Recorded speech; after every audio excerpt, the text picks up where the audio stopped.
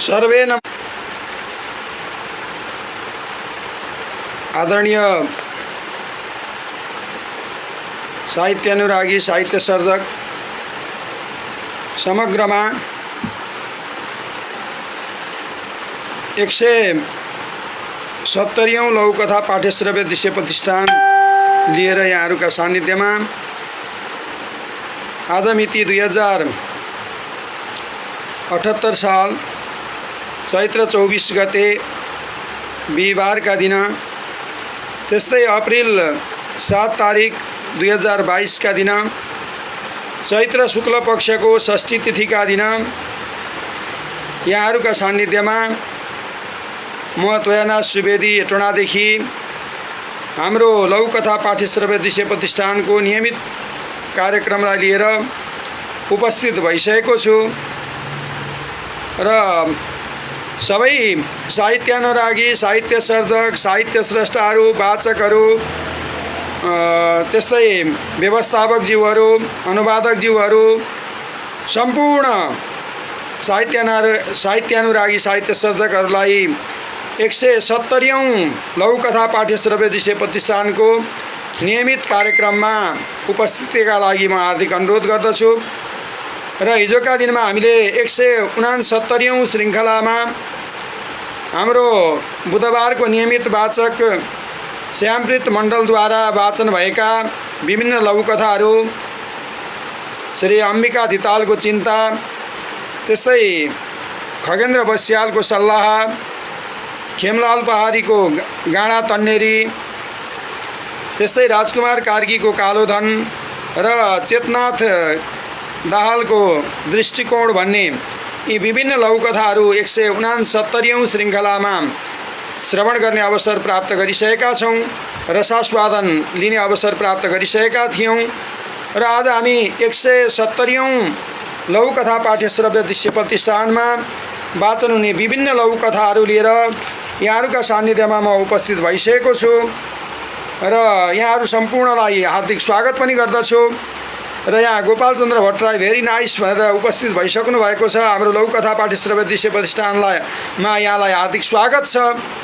र त्यस्तै दिनेश निरौला साहित्य सर्जक हुनुहुन्छ साहित्य स्रष्टा हुनुहुन्छ उहाँ पनि उपस्थित भइसक्नु भएको छ नमन सर भनेर भन्नुभएको छ हार्दिक नमन सर हार्दिक स्वागत पनि गर्दछु हाम्रो लघुकथा पाठ्यश्रव्य दृश्य प्रतिष्ठानको 170औं श्रृङ्खलामा र अब म ढिला नगरिकन आज वाचन हुने विभिन्न लघुकथाहरू 170औं लघुकथा पाठ्यश्रव्य दृश्य प्रतिष्ठानमा वाचन हुने विभिन्न लघुकथाहरू रहेका छन् ती लघुकथाहरू यस प्रकार रहेका छन् रमेन्द्र कोइराला इनरुवा नौ बाबियाद्वारा हाम्रो लघुकथा पाठ्यश्रव्य दृश्य प्रतिष्ठानमा प्रेषित भएको लघुकथा रहेको छ अवसर भन्ने र पहिलो लघुकथा म वाचन गर्न गइरहेको छु त्यस्तै तरहले दोस्रो लघुकथा रहेको छ सैदपुर भन्ने आदरणीय व्यवस्थापक र यस लघुकथा पाठ्यश्रव्य दृश्य प्रतिष्ठानका संस्थापक पनि हुनुहुन्छ नन्दलाल आचार्य र साहित्यकार साहित्य स्रष्टा सर्जक पनि हुनुहुन्छ र हाम्रो अभिभावक पनि हुनुहुन्छ उहाँद्वारा प्रेषित भएको लघुकथा रहेको छ सैदपुर भन्ने दोस्रो लघुकथा त्यस्तै तेस्रो लघुकथा रहेको छ कमलापन्थी अधिकारी कलङ्की काठमाडौँबाट प्रेषित भएको भलको माछा भन्ने लघुकथा रहेको छ त्यस्तै चौथो लघुकथा रहेको छ पैँचो भन्ने दिनेश निरौला ओखलढुङ्गा हाल सुनसरी दुवाबीमा रहनुहुन्छ उहाँद्वारा प्रेषित भएको लघुकथा रहेको छ चौथो लघुकथा आज वाचन हुने त्यस्तै पाँचौं लघुकथा रहेको छ डाक्टर हरिमोहन पोखरेलको थर भन्ने लघुकथा कोहीमा नागाल्यान्ड भारतमा बस्नुहुन्छ उहाँद्वारा हाम्रो लघुकथा पाठ्यश्रव्य दृश्य प्रतिष्ठानमा त्यस्तै हाम्रो लघुकथा पाठशालामा प्रेषित भएका यिनै लघुकथाहरूको सेरोफेरोमा रहेर म आजको 170औं श्रृङ्खलालाई अगाडि बढाउन गइरहेको छु र पहिलो लघुकथा रहेको छ रमेन्द्र कोइरालाको अवसर भन्ने कथा यस प्रकार सुरु हुन्छ बिहे गरेको 4 महिनामा राधाको लोग्ने खाडीतिर उड्यो छोडिदियो त अपार सुनसान र एक्लोपन घरमा बुढा सासु ससुरा मात्र थिए घरको काम सकेर लोग्नेसँग बिताएका पलहरू सम्झेर बस्थे बिछोडको पीडा र आँसुसँग राधाको दिन बित्न थाल्यो फोन त हुन्थ्यो तर त्यो पानीको प्यासमा कोकाकोला पिए सर मात्र हुन्थ्यो एक दिन बेला बेलामा भाउजू भनेर जिस्क्याइरहने छिमेकी खेमलाल आयो। उसले भन्यो, भाउजू अहिले तपाईँ एक्लै हुनुहुन्छ, बिहे गर्ने बित्तिकै दाजु गइहाले, तपाईँलाई कति पीडा होला। तपाईँको दुःख म राम्रोसँग बुझ्छु। हो त नि। राधाले पनि आफ्ना दुःखका कुरा सुनाउन थाली। अचानक कुरा गर्दा गर्दै उसले राधाको हात समात्यो र अश्लील तरिकाले सुमसुम्याउँदै भन्यो, तपाईँ जे भन्नुहुन्छ म त्यही मान्छु। दाजु नभए पनि तपाईँलाई चाहिने सबै वस्तु म उपलब्ध गराइदिन्छु। खेमलालको नियत बुझेर ऊ जुरुक्क उठी र उग्र चण्डी हुँदै भनी, उहाँ बिचरा बुढो पसिना बगाउने, यहाँ त फकाउने, भागिहाल यहाँबाट। अबदेखि आइस भने खुकुरीले काटिदिन्छु। कथा समाप्त हुन्छ। आदरणीय लघुकथाकार, साहित्य सर्जक, साहित्य स्रष्टा रमेन्द्र कोइराला इनरुवा 9 बाबियाद्वारा हाम्रो लघुकथा पाठ्यश्रव्य दृश्य प्रतिष्ठानमा प्रेषित भएको लघुकथा रहेको छ अवसर। यहाँ राधा र खेमलाल अनि सासू ससुराको चाहिँ बिचको चाहिँ एउटा वार्तालाप अथवा यिनै पात्रहरूका परिवेशमा यो कथा संरचना भएको छ। सबैले अवसरको उपयोग गर्न खोजेका हुन्छन् भन्ने भाव पनि यस लघुकथामा पाइन्छ। राधाको मनोविज्ञानमा आधारित र यो लघुकथा रहेको छ र विशुद्ध राधाले भोग्नु परेका पीडाहरू यहाँ यस लघुकथामा चाहिँ देखाउन खोजिएको छ। र यहाँ पानीको प्यासमा कोकाकोलाले प्यास नमेटे जस्तो पीडा राधाको थियो भन्ने प्रसङ्गलाई पनि यहाँ देखाउन खोजिएको छ। यहाँ फोन त हुन्थ्यो तर त्यो पानीको प्यासमा कोकाकोला पिएसर मात्र हुन्थ्यो। जति नजिकै बसेर कुराकानी हुन्थ्यो अथवा विभिन्न किसिमका संवादहरू हुन्थे अथवा मन मिलाउने कुरा हुन्थ्यो, त्यो मन मिलाए जस्तो अन्तर संवाद फोनको भरले काम गर्दैन थियो। र फोनको भरले काम गर्नु भनेको त जसरी पानीको प्यासलाई कोकाकोलाले चाहिँ पिएर मिटाएको जस्तै यहाँ चाहिँ त्यो प्रसङ्गलाई यहाँ देखाउन खोजिएको छ। र त्यति मात्रै होइन, यहाँ हाम्रो समाजमा खेमलाल जस्ता एउटा नराम्रो कुकृत्य अथवा नराम्रा कामहरू गर्ने पात्रहरू रहेका हुन्छन् र ती पात्रहरूले अवसर खोजिरहेका हुन्छन्, अवसरको फाइदा लिन खोजिरहेका हुन्छन् र कुकृत्यहरू गरिरहेका हुन्छन् भन्ने कुरालाई पनि यहाँ देखाउन खोजिएको छ। र महिला रिसाउँदाको चाहिँ एउटा प्रसङ्गलाई पनि यहाँ देखाउन खोजिएको छ। र यहाँ जसरी राधा रिसाउँदाखेरि उहाँ बिचरा बुढो भने पसिना बगाउने विदेशमा, त मलाई यहाँ आज आएर फकाउने भनेर उनले उग्र चण्डीको रूप लिएको प्रसङ्ग। भागिहाल यहाँबाट, यदि भाग्दैनस् भने अब आजका दिनदेखि यदि आउँछस् यहाँ भनेदेखि तँलाई म खुकुरीले काटिदिन्छु भनेर यसरी उग्र चण्डीको रूप प्रदर्शन गर्न पनि महिलाहरू अथवा माताजीहरू चाहिँ यसरी सक्षम हुन्छन्। र किन भन्दाखेरि महाकालीको रूप पनि माताजी नै हो, माँ सरस्वतीको रूप, माँ लक्ष्मीको रूप पनि माताजी नै हो अथवा महिलाहरू नै हुन् भन्ने कुराको जुन एउटा परिदृश्य हो त्यो परिदृश्यलाई पनि यहाँ देखाउन खोजिएको छ। महिला रिसाउँदाको एउटा परिदृश्यको वर्णन पनि यस लघुकथामा पाइन्छ। आदरणीय लघुकथाकार रमेन्द्र कोइरालाप्रति हार्दिक आभार व्यक्त गर्दछु र हाम्रा सर्जकहरू, हामीलाई माया गर्नुहुने, हामीलाई चाहिँ हेरिरहनु हुने आदरणीय व्यक्तित्वहरू उपस्थित भइसक्नु भएको छ। उहाँहरूलाई म स्वागत गर्नतर्फ लाग्दछु।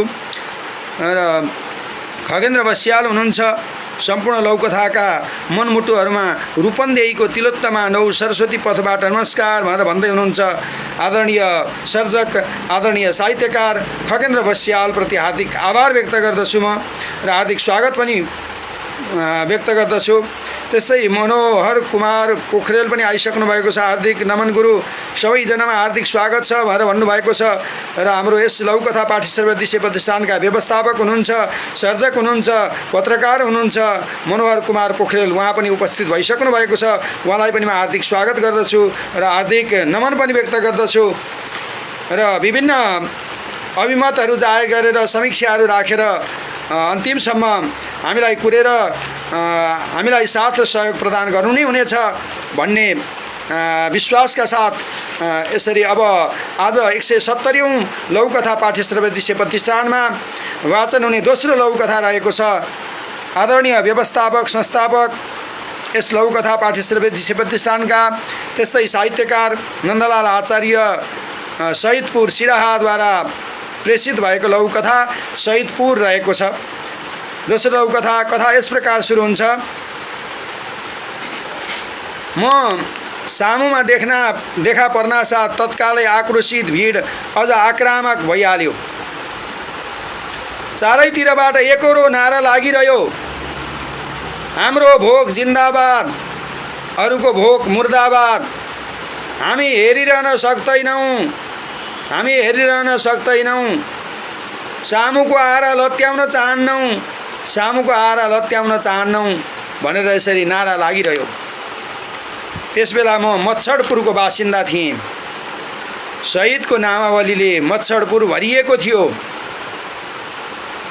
दिनदिनै शहीद बन्न ज्यान प्राण लगाउनेहरूको कुनै कमी थिएन मच्छडपुरमा।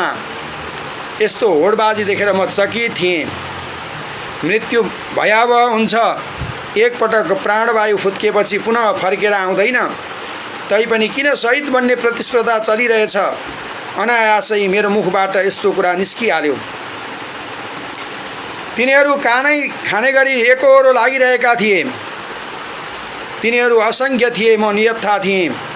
मलाई युद्ध मैदानमा हाँक दिइरहे झैँ लाग्यो। म हत्तपत्त अग्नि कवचभित्र छिरेर फिस्स हाँसेँ। उनीहरू अग्नि कवच वरपर घुमी घुमी भट्ट्याइरहेका थिए। म खुच्चिङ भन्दै थिएँ,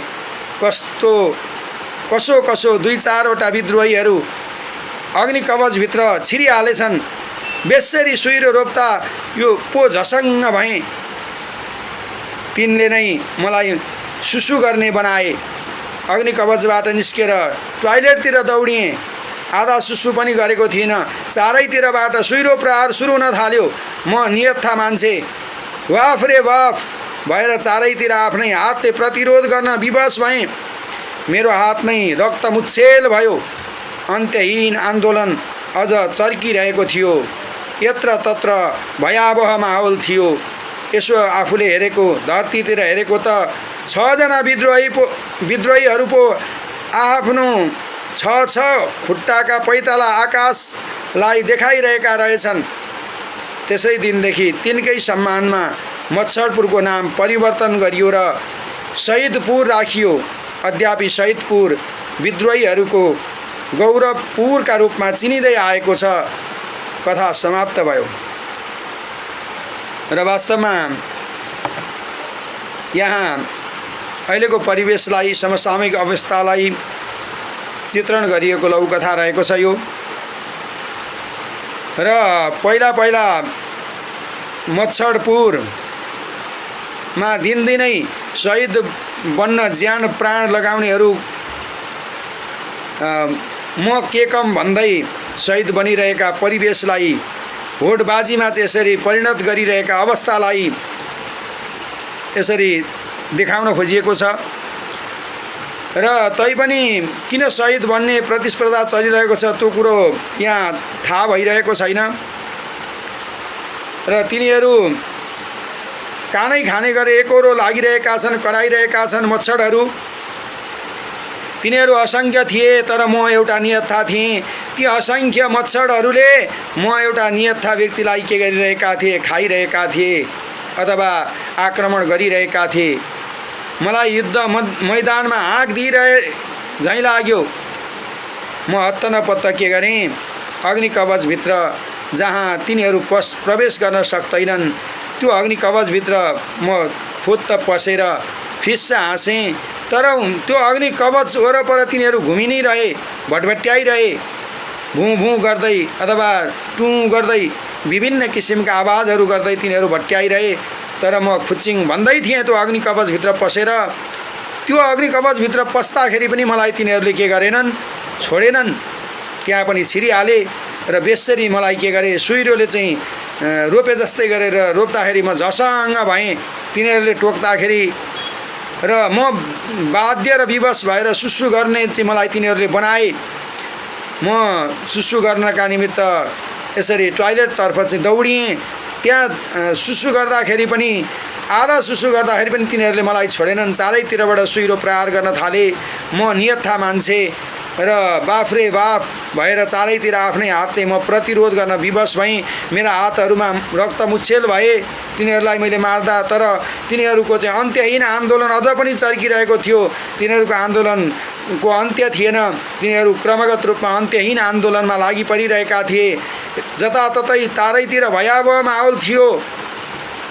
मच्छरहरूका कारणले गर्दा मच्छरपुरमा र कयौँ मच्छरहरू शहीद भइरहेका थिए र त्यो मच्छरपुरको नाम परिवर्तन गरियो। र त्यही भएर धेरै मच्छरहरू उत्तानो ताङ लगाएर आकाशतर्फ हेरिरहेका त्यो परिदृश्यलाई देखेर त्यो मच्छरपुरको नाम यसरी चाहिँ शहीदपुर राखियो। अद्यापि त्यो शहीदपुर के छ त भन्दा विद्रोहीहरूको गौरवका रूपमा यसरी चिनिँदै आएको छ भन्ने प्रसङ्गलाई यहाँ शहीदपुरमा बसेर, सिराहामा बसेर, शहीदहरूको चाहिँ एउटा नगरीमा बसेर आदरणीय सर्जक, आदरणीय व्यक्तित्व, कथाकार, लघुकथाकार नन्दलाल आचार्यले शहीदपुर नामको चाहिँ यसरी शीर्षक राखेर कथा प्रेषित गर्नुभएको छ। वास्तवमा अहिले मच्छरले अथवा कति मच्छरहरू मरेर शहीद भएर रहेका र त्यो अवस्थालाई, परिदृश्यलाई, समसामयिक अवस्थालाई यसरी चाहिँ यहाँ देखाउन खोजिएको छ। आदरणीय लघुकथाकारप्रति हार्दिक आभार व्यक्त गर्दछु। त्यस्तै हाम्रो लघुकथा पाठ्य श्रव्य दृश्य प्रतिष्ठानलाई माया गर्नुहुने आदरणीय व्यक्तित्वहरू उपस्थित भइसक्नु भएको छ।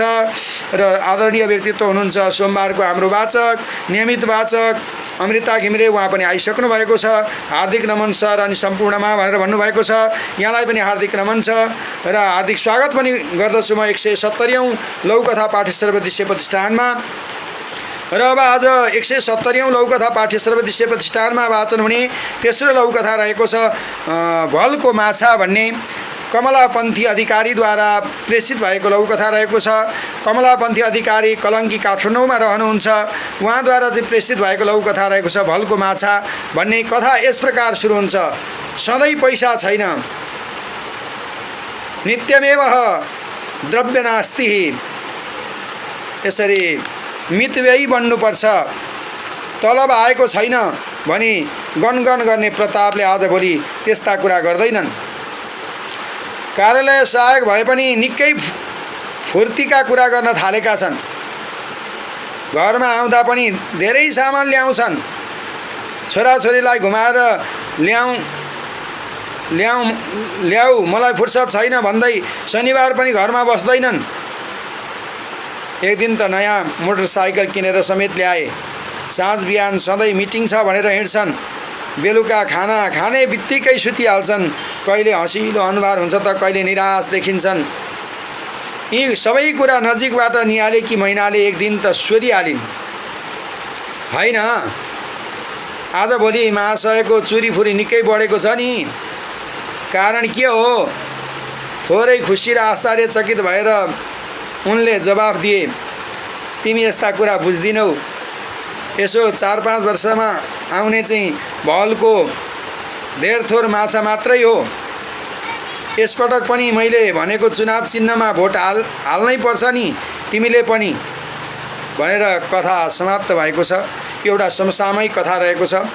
प्रताप र मैनाको चाहिँ यहाँ विशेष संवादमा आधारित छ।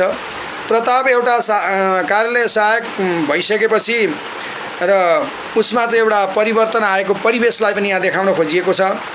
उसलाई फुर्सद छैन, मिटिङ भनौँ के भनौँ, र उसले नयाँ मोटरसाइकल पनि किनेर ल्याएको छ। र छोराछोरीहरूलाई शनिबारका दिन घुमाउन मलाई फुर्सद छैन, तिमी लगेर घुमाऊ भनेर चाहिँ यसरी चाहिँ घरकी श्रीमती मैनालाई चाहिँ यसरी उसले हराएका परिवेशहरू पनि छन् यहाँ। कार्यालय सहायक भइसकेपछि यसरी चाहिँ व्यस्तता रहने कुरालाई पनि यहाँ चित्रण गर्न खोजिएको छ र त्यस्तै गरेर 4-5 वर्षमा आउने भलको माछा भनेको मौकाको फाइदा उठाएको प्रसङ्ग यहाँ उल्लेख भएको छ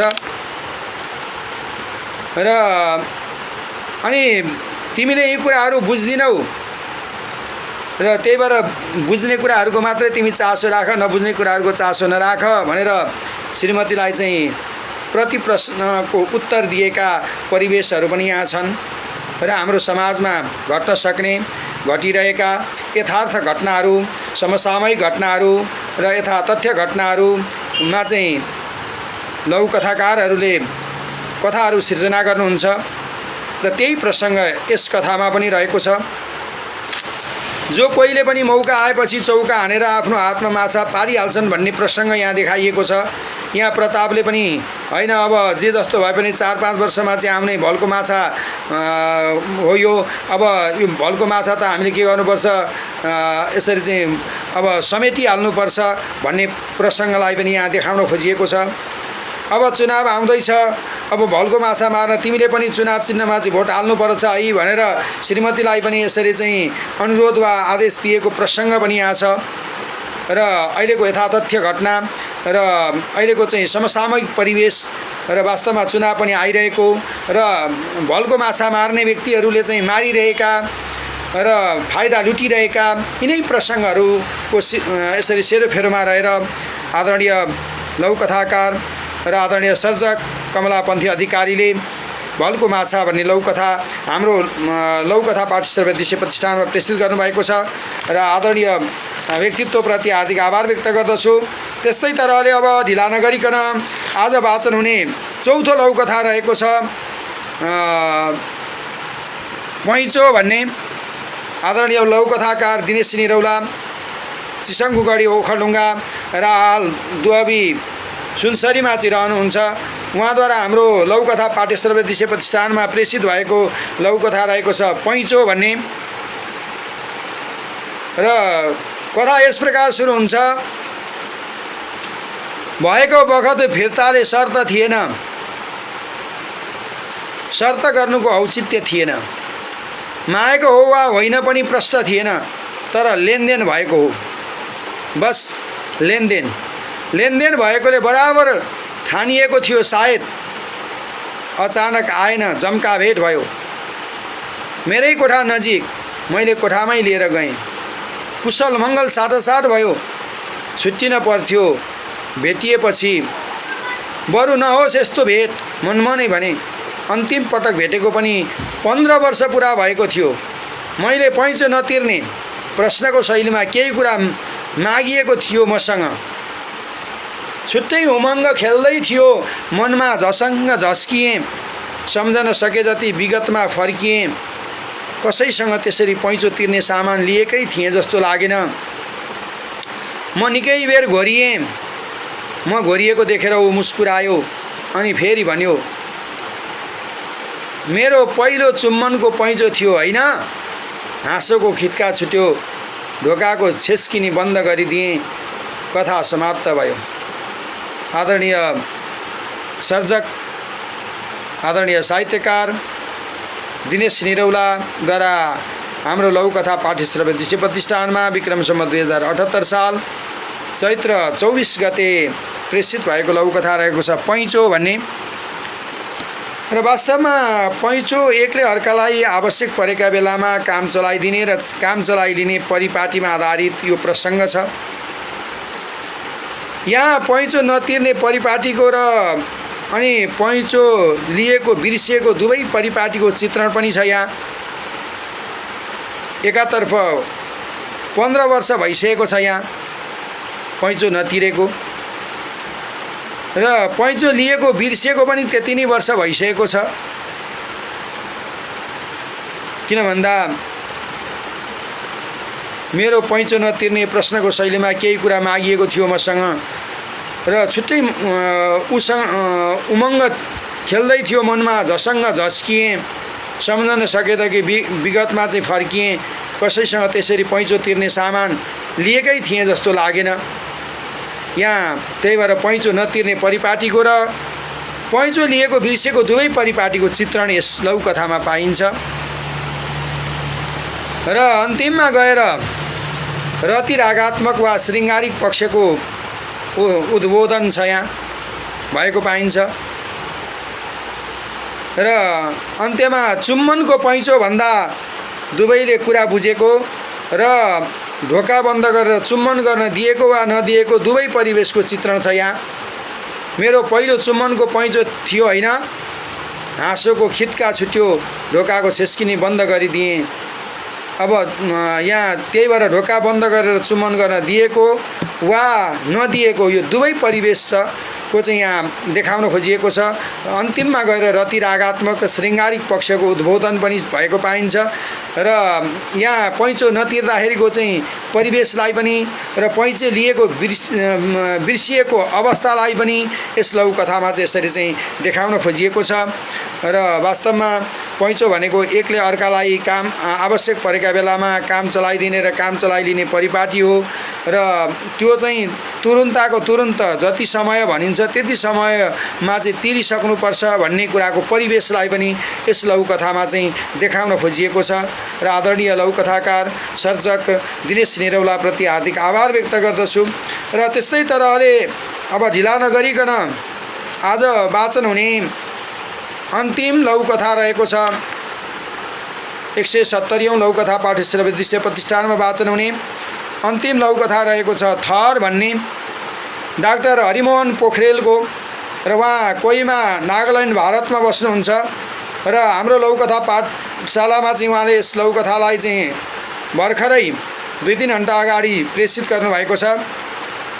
र थर भन्ने लघुकथा र अत्यन्त सटिक र अत्यन्त छोटा लघुकथाहरू लेख्नमा खप्पिस र धेरै कुराहरूलाई समेट्न एउटा चाहिँ योग्य व्यक्तित्वका रूपमा यसरी डाक्टर हरिमोहन पोखरेल चिनिनुहुन्छ।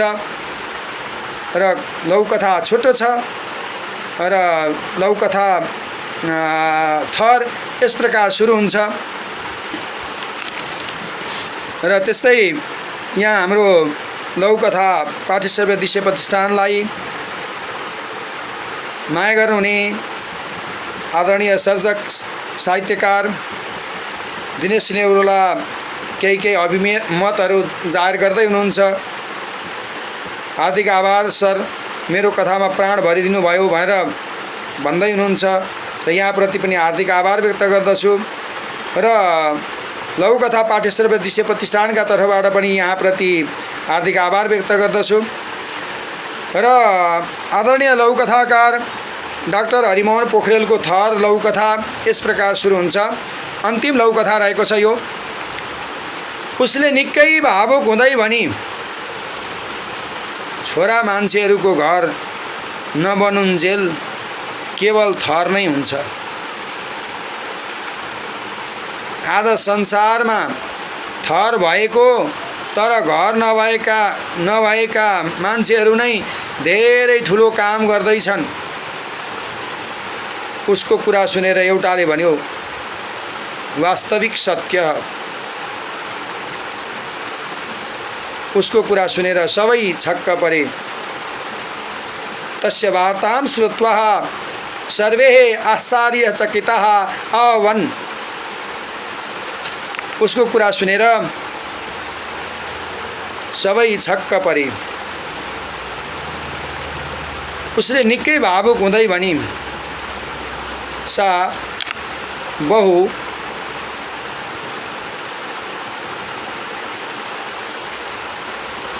भाववशात अवदत। छोरा मान्छेहरूको घर नबनुन्जेल केवल थर नै हुन्छ। र किन भन्दा छोरा मान्छेहरूको घर बनेन भने उनीहरूको केवल थर नै हुन्छ। घर बनेपछि मात्रै उनीहरूको यसरी चाहिँ थर पनि हुन्छ। आज संसारमा थर भएको तर घर नभएको मान्छेहरू यहाँ धेरै ठुलो काम गर्दैछन्। घर भएका मान्छेहरूलाई केही वास्ता छैन, उनीहरूलाई खाना पुगिरहेको छ, बस्न बास छ, उनीहरूलाई घाँस बाँस कपासको केही समस्या छैन। र उनीहरू के छ त भन्दाखेरि अब दुःख गर्न अथवा चाहिँ परिश्रम गर्न अथवा केही गर्नुपर्छ भन्नका निमित्त अथवा ठुल्ठुला कामहरू गर्नका निमित्त उनीहरू चाहिँ लालायित हुँदैनन् अथवा उत्साहित हुँदैनन्। उनीहरू चाहिँ घरमै बसिरहन छँदैछ, घर किन दुःख गर्नु, कहाँ जानु पर्यो र भनेर यसरी चाहिँ रहन्छन्। तर घर नभएका मान्छेहरू चाहिँ धेरै ठुलो काम गर्दैछन्। घर नभएका मान्छेहरू अथवा केही छैन भने चाहिँ उनीहरू चाहिँ के गर्दैछन् त ठुल्ठुला कामहरू गर्नका निमित्त यसरी उत्साहित बन्दैछन्। अथवा किन भन्दाखेरि जसरी अब नदी धाएर नआएको जस्तै, प्यासी गएर नदीको पानी पिएको जस्तै, नदी जहाँको त्यहीँ बसेको जस्तै र यहाँ पनि के छ त भन्दाखेरि यहाँ मानौँ न प्यासी व्यक्तिहरू अथवा चाहिँ जिज्ञासु व्यक्तिहरू अथवा चाहिँ काहीँ केही उत्साहित व्यक्तिहरू अथवा केही नभएका घर नभएका व्यक्तिहरू, त्यस्ता व्यक्तिहरू चाहिँ ठुल्ठुला काम गर्नका निमित्त यसरी चाहिँ अगाडि बढिरहेका छन्। तर घर भएका व्यक्तिहरू चाहिँ यसरी चाहिँ आज यो संसारमा चुप लागेर बसिरहेका परिवेशहरू छन्। आज संसारमा थर भएको तर घर नभएको मान्छेहरू नै धेरै ठुला कामहरू गर्दैछन् भन्ने परिवेशलाई यहाँ देखाउन खोजिएको छ। उसको कुरा सुनेर एउटाले भन्यो वास्तविक सत्य यही हो। वास्तवमा आज संसारमा थर भएको तर घर नभएका मान्छेहरू चाहिँ केही काम गर्नका निमित्त चाहिँ यसरी लागि पर्दैछन्, ठुल्ठुला कामहरू गर्दैछन्। उनीहरूले आफ्नो नाम कमाउँदैछन् अथवा आफ्नो नाम राख्दैछन्। तर घर भएका थर भएर पनि घर भएका मान्छेहरू चाहिँ काम गर्न उत्साहित छैनन् भन्ने त्यो परिवेशलाई चाहिँ यहाँ देखाउन खोजिएको छ एकातर्फ। र वास्तवमा यो एउटा वास्तविक यथार्थ पनि हो, वास्तविक सत्य पनि हो भनेर यसरी कथा टुङ्ग्याइएको छ। र उसको कुरा सुनेर सबै छक्क परिरहेका कुराहरूलाई पनि बाट यसरी यो कथा टुङ्गिएको छ। थर भन्ने यसरी चाहिँ कथा शीर्षक यसरी टुङ्गिएको छ। आदरणीय व्यक्तित्व, आदरणीय सर्जक डाक्टर हरिमोहन पोखरेलप्रति हार्दिक आभार व्यक्त गर्दछु। र यस 170औं लघुकथा पाठ्यश्रव्य दृश्य प्रतिष्ठानलाई यतिन्जेलसम्म कुरेर बस्नुहुने, माया गर्नुहुने र साथ सहयोग प्रदान गर्नुहुने, अभिमतहरू जाहेर गर्नुहुने र टीका टिप्पणीहरू यसरी चाहिँ व्यक्त गर्नुहुने, समीक्षाहरू राख्नुहुने आदरणीय सर्जकहरूप्रति हार्दिक आभार व्यक्त गर्दै समयले पनि नेटो काट्न लागिसकेको छ र यहाँहरू सम्पूर्णलाई रात्रिको समय पनि भइसकेको छ। शुभरात्रि भन्दै म यस 170औं लघुकथा पाठ्यश्रव्य दृश्य प्रतिष्ठानको नियमित कार्यक्रमबाट ओझेलमा पर्न चाहन्छु र हामीलाई प्रत्यक्ष रूपमा अप्रत्यक्ष रूपमा यसरी चाहिँ हाम्रा यी लघुकथाहरू यसरी हजुरहरूले श्रवण गर्नु नै हुनेछ र विभिन्न समीक्षाहरू राखेर अभिमतहरू जाहेर गरेर हामीलाई मार्ग प्रशस्त गर्नु नै हुनेछ भन्ने यसरी चाहिँ भाव व्यक्त गर्दै र यहाँहरू सम्पूर्णप्रति हार्दिक आभार व्यक्त गर्दै म शुभरात्रि भन्दै 170औं लघुकथा पाठ्यश्रव्य दृश्य प्रतिष्ठानको नियमित कार्यक्रम अथवा प्रत्यक्ष कार्यक्रमबाट यहाँहरू सामु यसरी ओझेलमा पर्दछु र हार्दिक नमन पनि गर्दछु र हार्दिक आभार पनि व्यक्त गर्दछु र यतिन्जेलसम्म बसिदिनु भएकोमा हार्दिक धन्यवाद पनि व्यक्त गर्दछु। शुभरात्रि भनेर यसरी चाहिँ